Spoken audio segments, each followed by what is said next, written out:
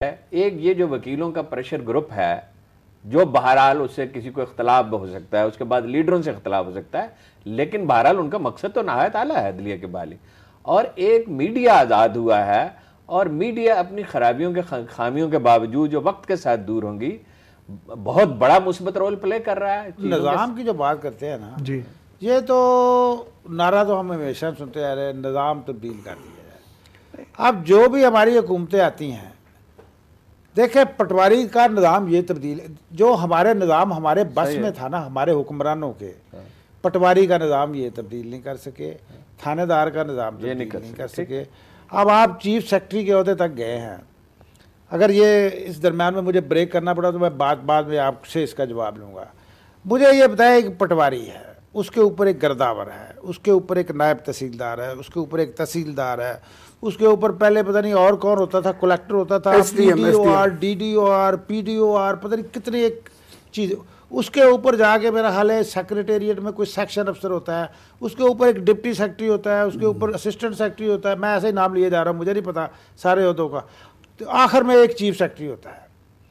اب یہ جو اتنا لمبا طویل سسٹم ہے اس پروسیجرز کا، جس کو لوگ صرف فیتا کہتے ہیں، کیا ہم لوگ یہ پروسیجرز بھی آج تک ان کو نہیں کر سکے کہ شارٹ ٹرم کرتے ہیں؟ شاہ صاحب میں جو عرض کر رہا تھا نظام سے، جو میں سسٹم کی بات کر رہا تھا، اور میری مراد پولیٹیکل سسٹم سے تھی۔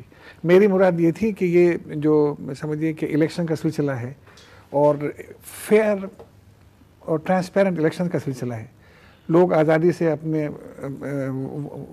انتخابات میں حصہ لیں، شریک ہوں، یہ تو میں اس سسٹم کی بات کر رہا ہوں جس سسٹم کا آپ نے ذکر کیا ہے۔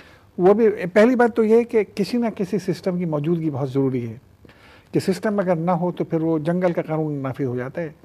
اب اس میں یہ تھا کہ یہ ان چیزوں میں، اس نظام میں یا اس سسٹم میں، پروسیجرز میں تبدیلی کرنا حکمرانوں کا کام ہوتا ہے، اور جب تک وہ نہ چاہیں اس وقت تک نہیں ہو سکتا۔ اور جہاں تک یہ عام تاثر یہ ہے کہ یہ بیوروکریسی ایسا نہیں ہونے دیتی ہے، یہ میں سمجھتا ہوں کہ یہ کافی حد تک غلط ہے۔ یہ یہاں بریک کر لیتے ہیں، پھر میں آپ سے دوبارہ اس کا۔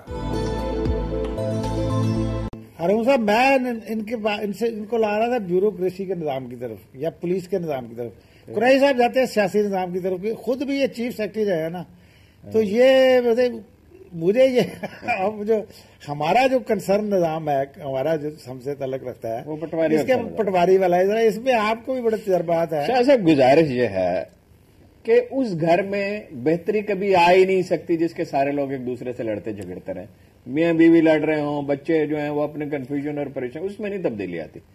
تبدیلی مہاتیر محمد سے پوچھا گیا کہ کیسے آتی ہے، اس نے کہا اس کا ایک نہایت ہی کامیاب ماڈل ہے، یعنی معاشی ترقی کے اعتبار سے۔ اس نے کہا کہ ایک پاپولر پولیٹیکل پارٹی چاہیے اور پالیسیوں کا تسلسل چاہیے، جس کے لیے پاپولر پولیٹیکل پارٹی چاہیے جو عوامی امنگوں کے مطابق ہو، تعلیم کو عام کرے، تسلسل جب 20-25 سال تک رہے گا۔ دیکھیے بھٹو صاحب آئے، اس سے پہلے کے دور کو چھوڑ دیں، سارا وقت تو ہنگامہ رہا، لڑائی جھگڑا رہا، اس کے بعد جو فوجی آتا ہے اس کو مراد یافتہ طبقے کی ضرورت ہوتی ہے، وہ پٹواریوں اور تانے داروں کے ذریعے حکومت کرتا ہے۔ بیوروکریٹ نہیں اتنا استعمال کرتا پٹواری کو اور ایس ایچ کو جتنا سیاستدان استعمال کرتا ہے بارسوخ لوگ۔ پٹواری اور تھانے دار کو بدلا جا سکتا ہے، ایک کامیاب حکومت جو ظاہر پاپولیرٹی کی بنیاد پہ کام رہے گی، پٹواری کو اور تھانے دار کو بدلنا کوئی مسئلہ ہی نہیں ہے۔ جو سیاستدان حکمران خود زمینوں کے معاملے میں الجھے ہوئے تھے، جن کے قبضے کرتے تھے، زمینیں چھینتے تھے، وہ ریکارڈ کو کمپیوٹرائز کیسے ہونے دیتے تھے؟ جی بالکل صحیح، جو باقی ہے صحیح فرما رہے ہیں۔ اور وہ میں جو ہمیشہ، معافی چاہتا ہوں بات لمبی ہو گئی، ہمیشہ آپ سے عرض کرتا ہوں، کبھی بڑی تبدیلی نہیں آئے گی صحت مند جب تک سیاسی جماعتیں نچلی سطح تک آرگنائز نہیں ہوں گی اور ان کے الیکشن نہیں ہوں گے۔ بالکل صحیح ہے، یہ قطعی مجھے پورا اتفاق ہے۔ جس نظام میں آپ دلچسپی رکھتے ہیں، جس کی اصلاح کی، اس نظام میں تبدیلی اس بالائی نظام کی اصلاح کے ذریعے ممکن ہے، اس کے بغیر ممکن نہیں ہے۔ اور اگر یہ خیال ہے، عام تاثر یہی ہے کہ صاحب بیوروکریسی نظام میں کوئی ترمیم یا کوئی تبدیلی ہونے نہیں دیتی ہے، تو یہ غلط ہے۔ یہ مجھے بتایا کہ آپ چیف سیکرٹری کے عہدے تک گئے ہیں، بڑے بڑے محکموں کے سیکرٹری رہے، بڑی امپورٹنٹ پوزیشن ہے آپ نے نہیں۔ میں نے تو آپ کے ساتھ بہت میرا بعد میں تعلق بڑھا، تو پہلے سے میں آپ کو نہیں جانتا تھا، تو آپ نے کیا کر لیا ویسے؟ میں ایسی بات کر رہا ہوں کہ آپ اپنی ذات کی حد تک جتنا سکون لوگوں کو پہنچا سکتے ہیں وہ تو پہنچا لیتے ہیں، لیکن چینج آپ نے کیا کیا؟ نہیں، چینج کرنا چیف سیکرٹری کے اختیار میں نہیں ہوتا. وہ ہے نا کہ ناحق ہم محتاجوں پہ یہ تہمت ہے مختاری کی، چاہتے ہیں سو آپ کریں ہیں، ہم کو بس بدنام کیا. یہ چینج آتی ہے پولیٹیکل ڈیسیشنز کے ذریعے. اب چینج آتی ہے، اب مطلب یہ تھا کہ اگر میں یہ فیصلہ کر لوں کہ صاحب اس کو ریونیو سسٹم کو کمپیوٹرائز کرنا ہے، یہ ایک سیاسی فیصلہ ہوگا جس کا جو سیاستدان ہی کر سکتے ہیں، اور اس کے بعد اس پہ عمل درآمد کے موقع جب اس کے ایگزیکیوشن اور امپلیمنٹیشن کا وقت آتا ہے، وہاں بیوروکریسی اور چیف سیکرٹری کے جو سیکرٹریز ہیں، سیکرٹریٹ جو ہے وہ پھر ریلیونٹ ہوتا ہے. لیکن پالیسی ڈیسیشنز آپ کے پروونشل اسمبلیز، آپ کے الیکٹڈ لوگ، آپ کے چیف منسٹرز اور آپ کے منسٹر لیتے ہیں. ہاں جی، قادر صاحب ہم تو دونوں بڑا آپ کی ہم نے ملتے کی ہر پروگرام میں آپ کہتے ہیں یہ اتحاد ٹوٹ جائے گا، ہم نے آپ سے کہا کہ نہ توڑوایا، وہ تو آپ کی پیشین گوئی ہو گئی پوری. آپ پتہ نہیں آپ میرا 1786 کا بھی کوئی کام کرتے ہیں، 1786 آپ کر سکتے ہیں. اگلی کوئی مطلب ہے. میں تو صرف یہ دیکھتا تھا جی کہ یعنی میں تو ایکچولی آپ کے خدمت میں رپورٹنگ کر رہا تھا کہ جو حالات ہیں یہ کیا ہیں وہ بتاتا تھا، اور اس کا نتیجہ یہی نکلتا تھا جو نکل رہا ہے. میرا اپنا ذاتی خیال ہے، نواز شریف کی حکومت ہو، زرداری صاحب کی حکومت ہو، کوئی کاف لیگ کی حکومت ہو، کسی جماعت اسلامی کی ہو، کسی کی ہو، لیکن وہ پوری طرح سے وہ یہ عذر اور بہانہ نہیں چاہیے کہ میں تو کرنا چاہتا تھا، یہ میرا جو ساتھی ہے مخلوط حکومت میں، جو میرے کولیگز ہیں، جو میرے اتحادی ہیں، یہ نہیں کرنے دیتے تھے. یہ نہیں، اس سے کہیں کہ تم کرو، ہم نے ووٹ دیے ہیں اور اس کا حساب لے کے تم اس طرح حساب. جناب آپ تو دوسری طرف چلے گا نا، میں آپ یہ پوچھتا ہوں کہ آگے یہ بتائیں آپ کیا دیکھتے ہیں، یہ دمادم مست کلندر ہوگا کہ نہیں؟ مجھے نہیں پتا شاہ صاحب، ان بات کے بارے میں پیشین گوئی نہیں کی جا سکتی، مگر میں آپ کو یہ بتا دوں کہ 6 مہینے سے 1 سال سے زیادہ وقت ان کے پاس نہیں ہے. اگر ٹھیک راستے پہ چلے تو پھر وقت ہی وقت ہے، اور اگر نہیں تو پھر مداخلت ہوگی اور پھر گڑبڑ ہوگی.